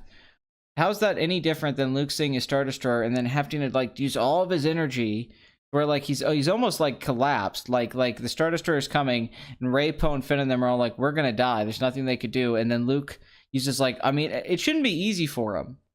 It should really be a struggle, and you see his hand. Do you remember that great scene in First Class where Magneto lifts the submarine out of the water and he puts like the fisheye lens on the hand, and Xavier's going through his head and he's like, I know you can do it, Eric. I believe in you, Eric, and all that. And he lifts it up, and it's this amazing moment because he's been having a hard time with his powers, but he's found the balance between the sadness and anger in his life, and the happiness that he's found between the memories of his mother that were good and the anger he has to what happened to his mother in the Holocaust. And he learns to lift that submarine up. It's a really powerful moment. It's like Yoda lifting up the X-Wing out of the swamp. It's really powerful, right? So Luke pulling it out of the Star Destroyer, people are like, oh, it's crazy and stupid. It's like, not really.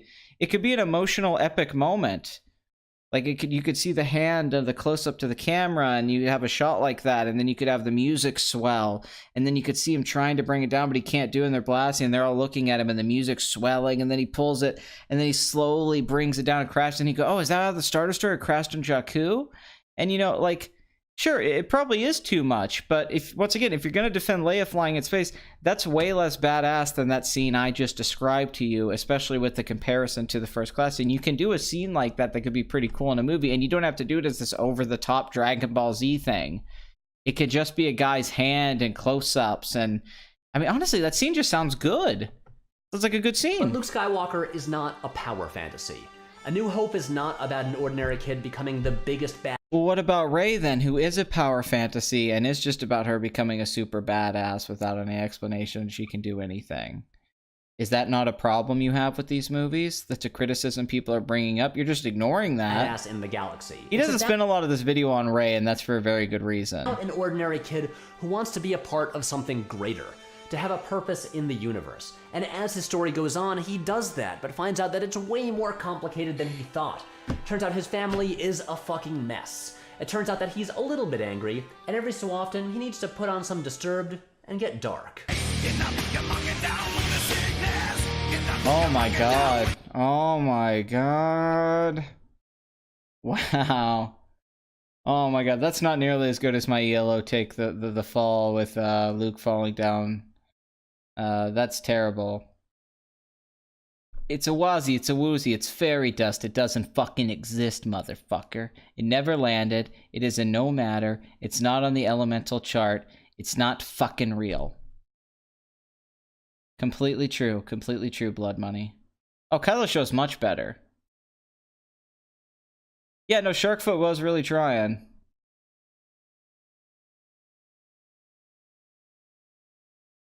Luke doing what he did in the joke. Oh my god, Will. I love it, dude. I love you, dude, because every time you say something, somebody comes back with a reaction or something that's so fucking funny and just takes the air out of what you were trying to say brilliantly. Like, it's great. Like, and I love you, dude. I really do. You're great. Like, I seriously do, because you lead to those things. You allow this format to lead. Like, Blood Money's like, that's funny. Now we got something out of it. That's great material. Made him the pinnacle of what all Jedi strive to be. A joke. Oh, that's hilarious. By the way, that moment, yeah, someone said is already represented in The Last Jedi, where Luke throws the lightsaber and doesn't kill Palpatine, and that's the moment where he's the pinnacle of what all Jedi are supposed to be. That's in that movie. Complicated and it's done guy. in a much better way. And to return to him 30 years later. He even says, I'm like a Jedi like my father before me. That's the moment where he represents the pinnacle of what a Jedi could be. Have him be an ultra-powerful paragon of goodness would be pretty boring. You know who else is complicated?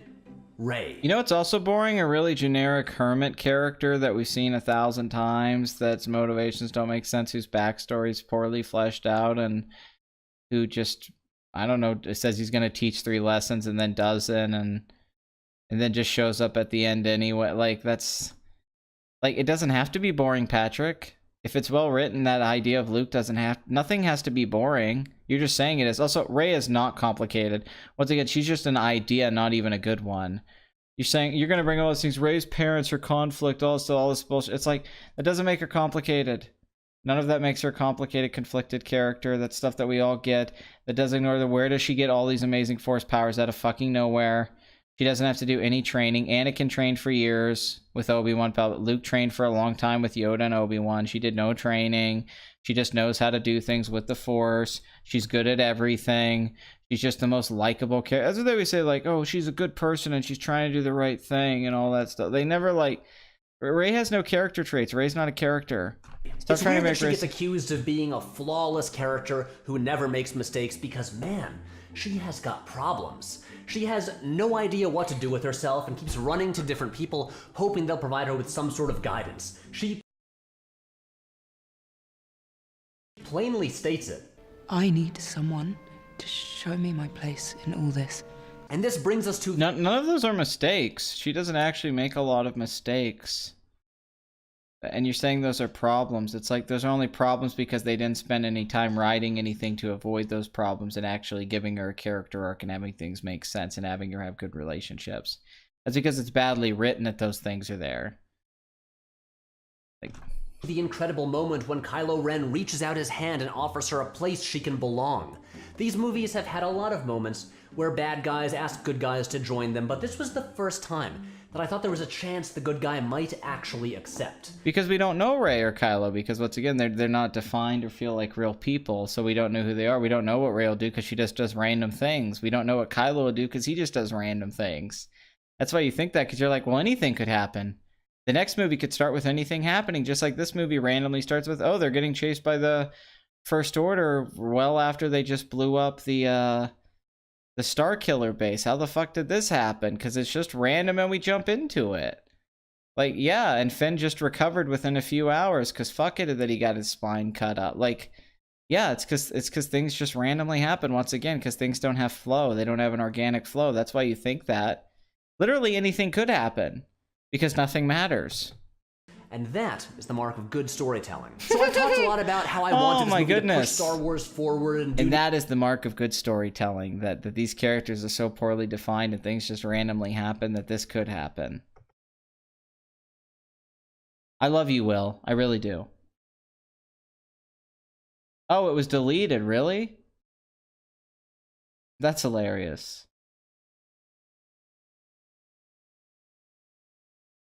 New things, and it did all of that. But I also said I wanted a rip-roaring good time, and it is absolutely 100% that. The thing begins with a space battle and ends with a desperate last stand where the Resistance has nothing to use but MS-DOS computers and janky little fighters on a salt planet, and porgs are popping up everywhere and fast. Sorry, I was looking for the smoke for the point that Patrick was going to make, but I couldn't find one. Yeah, it was a rip-roaring good time. It was hilarious and fun. The film starts with a space battle, which I brought up before, but like, yeah, characters go woo, so it's fun. Anakin little Anakin in Phantom Menace was like, whoa, R2, this is a neat. I guess that was a fun movie. Spear, and every single thing in this scene rules so hard, and also this is the fun. Except that it was all choreographed and you could tell people were waiting for their turn, which Plinkett brilliantly showed in other people. Porgs are popping up everywhere, and Phasma has a sweet spear, and Phasma has a sweet spear. Yeah, look at this. Like, this guy's like, they're walking up slow. This guy walks away. I mean, this is just such bad choreography. I mean, don't get me wrong. It's like well lit. This is good cinematography. His cinematographer's good, and the special effects are good. But it's a $250 million film. Of course, it fucking looks good. Like, yeah, no shit. Most aspects of movies look good these days, but this, not everything about the scene fucking rules. Also, people really overrate the scene. I like the scene well enough. It's okay, because nothing really happens. But people really act like this is the most amazing action scene ever because the camera's just moving and then people hit things. It's like, it's really not that great of a scene. It's like a bad version of somebody trying to do something like from The Raid or Daredevil or something like that. It's not, this isn't some great awesome, this isn't an awesome 100 top action scene moment like people try to make it out to be. It's just an okay moment in a bad movie.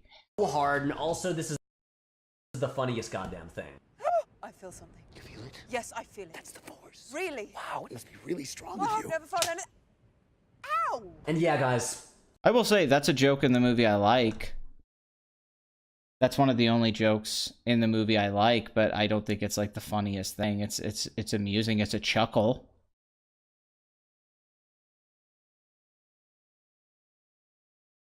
Now this is a terrible movie. Oh no, it does suck what they did with her as playing Phasma. What a waste. this movie is funny. I know you love old sourpuss Christopher Nolan and that stoic, dour tone he brings to everything, but lighten up. You ever see Goodfellas? What the fuck is this random thing with Christopher Nolan? Like, hey, I know you love the sour Christopher. Like, that's not what I wanted going into Star Wars. I didn't think about it being like a Chris Nolan movie, but okay. And honestly, Chris Nolan movies are funny. Dark Knight's funny. The Joker scene's, like, the pencil scene's really funny. Memento's filled with funny scenes. The part where the guy shoots at him and he's like, I'm chasing this guy. And then the guy shoots him and he goes, oh no, he's chasing me. That's hilarious. Like, I mean, not all of Nolan's movies have comedy. Dunkirk doesn't have comedy. Insomnia doesn't have a bunch of comedy. But Batman Begins, Dark Knight, and Rises all have jokes in them. Inception has jokes in them. Like when he kisses Ellen Page and he's like, you know, like, oh, we need to act like we're making some kind of contact. And then he just does it as an excuse to kiss her. Like, Nolan's films don't lack humor. He's gonna bring up the Goodfellas is funny. Yeah, Goodfellas is funny. It's a really funny movie. It's filled with hilarious improvised dialogue and scenes mixed that are really gritty and dark, because these guys were funny. And yeah, Goodfellas is funny, but what a weird, false equivalency, strange comparison. Like, Goodfellas is hilarious, so thus this movie's hilarious because it tries to be funny with these bad jokes. Like, and also comedy's subjective, so just because you think the movie's funny doesn't mean that it is, but that's not really like this heavy criticism. It's a tone imbalance that this film has. Are you seriously trying to say like Ryan Johnson Scorsese? That movie is funny. It's also scary, intense, and emotionally devastating. A movie can make you feel different things. Humor is good. Why am I even explaining this? And unrelated. I don't know why you're explaining this. You're not making any points. You're just saying humor is good, so thus this humor is good because it's humor.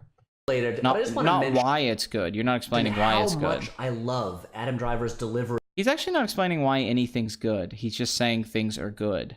This is good. Blow that piece of junk out of the sky! This is a movie about moving on. Moving on from failures and self... Why am I even explaining this? And unrelated, but I just want to mention whoops. Too big. How much I love Adam Driver's delivery of... Blow that piece of junk out of the sky! This is a movie about... It's like it's in a comedy. Moving on. Moving on from failures and selfishness and self-loathing and empty heroics. Everyone has a different thing what this movie's about. People say this movie's about failure. They say it's about the past. They say it's about deconstruction. They say it's about hope. I've heard people say the theme is hope because there's hope at the end. And then he's saying now it's about moving on. So everybody says this film's about something different, which is fine. We all can have different interpretations of movies. But he's like, this is what this film's about. It's like, actually, it's about a lot of things. It's not just about that. That's not the only thing Last Jedi is about. There's a lot of things going on. Moving on from only certain families being special and everything being like it was 30 years ago. Moving on from the same old story beats and the same old status quo. I love Star Wars. I love the world and the characters and the feeling I get every time. No, what's with the Goodfellas comparison? I know it's random. Hits the screen as the fanfare explodes out of the speakers. And watching The Last Jedi, I was hit by a thought. For the first time, I could see this story continuing for decades to come. It was the moment in the Battle of Crate when the Millennium Falcon arrives with Chewie in the pilot's seat and Rey operating the gun turret. Yeah, that random moment where she escapes in Snoke's pod and then ends up in the Falcon down on Crate and is all happy and smiles and shooting. And yeah, that's a... My mind flashed forward years from now, and I thought about how we'll talk about Star Wars in terms of eras. There will be constants through the series. The Millennium Falcon will remain, but we'll talk about the era when Han Solo owned it, or the era when Rey did. And this was all because of things The Last Jedi did. This was no longer a... No, this is just because they're making sequels, and that would have happened anyway, and you know Disney's gonna make like 30 of them. That is not exclusive to The Last Jedi. Like, just the fact they're making sequels lets you know that they're gonna keep making Star Wars. I don't know why this is the first time you felt that way. Huh? Story about special people from a few select bloodlines. This was a story about a whole galaxy. He's trying to do that emotional thing. Let me do my montage with music and be all emotional and get you emotional so you can feel what I feel and why this movie's great, even though he's not saying anything. People who shape its future could come from anywhere. They could be anyone. From here, Star Wars could go anywhere. And each time I watch it, Yeah, the Force doesn't matter anymore. Anyone can have it. Anyone can be awesome at it, like this kid. Villains don't matter, politics don't matter, nothing matters. Anything can happen. It can go anywhere because, once again, that nothing has to make sense anymore. I can just do whatever the fuck I want. I found that idea more... We usually call that fan fiction. More moving. I don't care who that kid with the broom is. It doesn't matter. What I do care about is the hope and determination I see in his eyes. Ever since...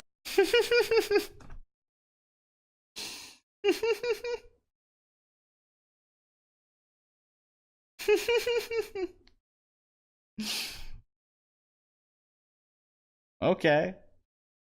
That's cool, baby. That's cool. What the fuck? Is he talking like he's narrating the History Channel? I know.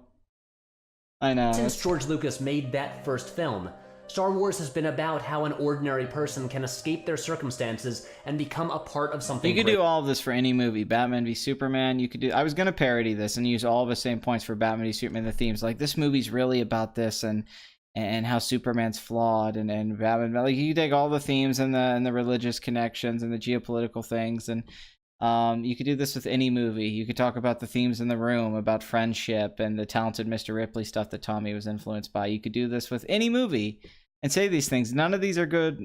None of this is good analysis or things that are actually giving insights to the film. He's just saying Broad generalizations, generic things, trying to emotionally manipulate you to get you to think this movie's actually good when it's bad.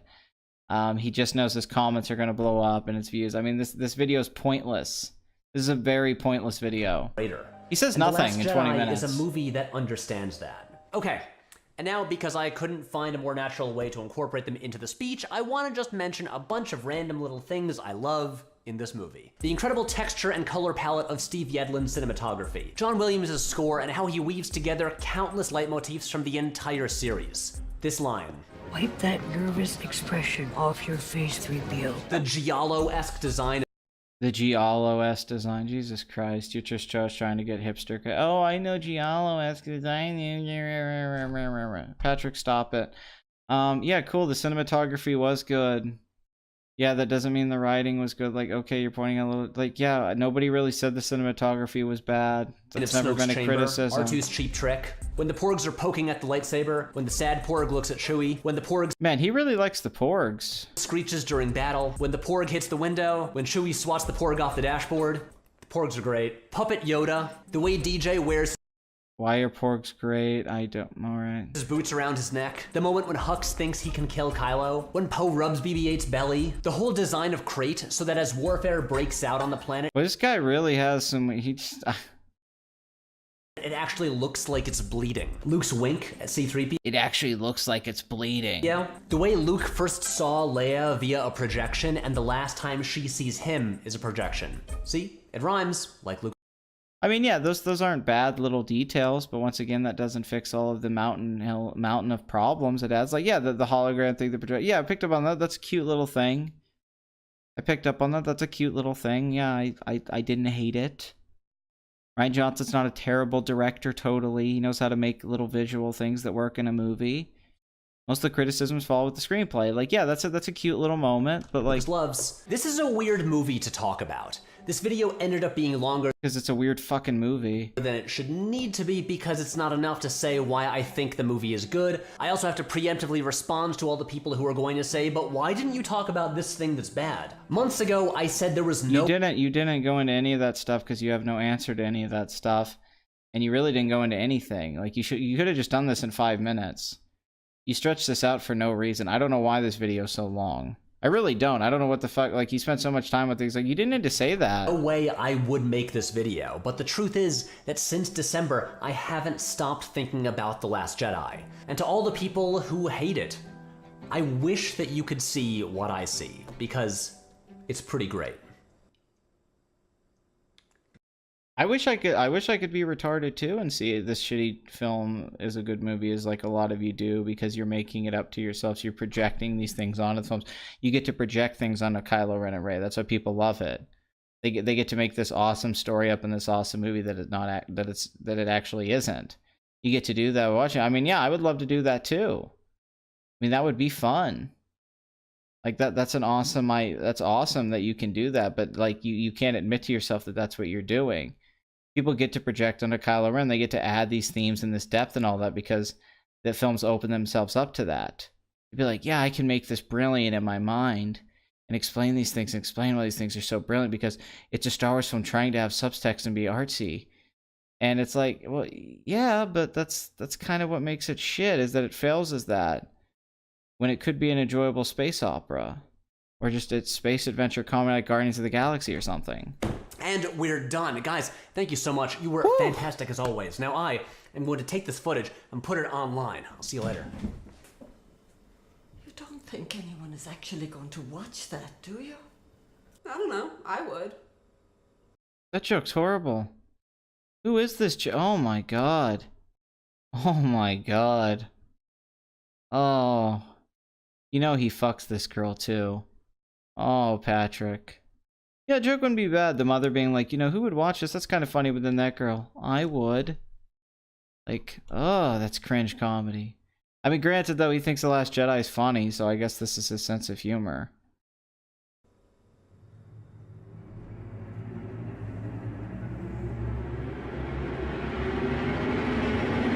Yeah, that girl's acting was horrible, too. I would. What is the joke with that? How about I say Jedi Schmedai? No. That would have been funny. Dad jokes. And now a word from our sponsor. Oh, hey guys, I'm just wrapping up production on a new video. Making these things is very complicated. There are so many parts of the process, from writing to production to post-production.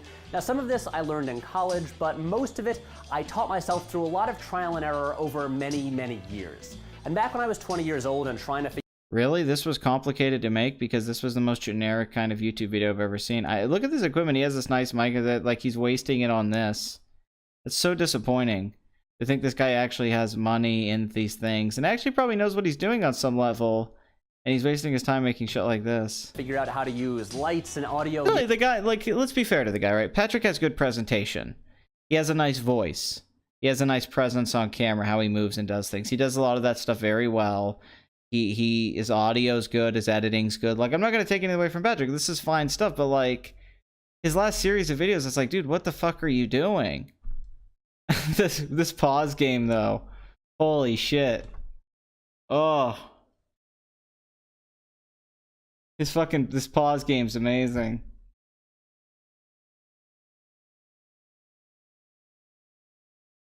He's like Sam Neill at the end of Event Horizon. I wish you could see what I see.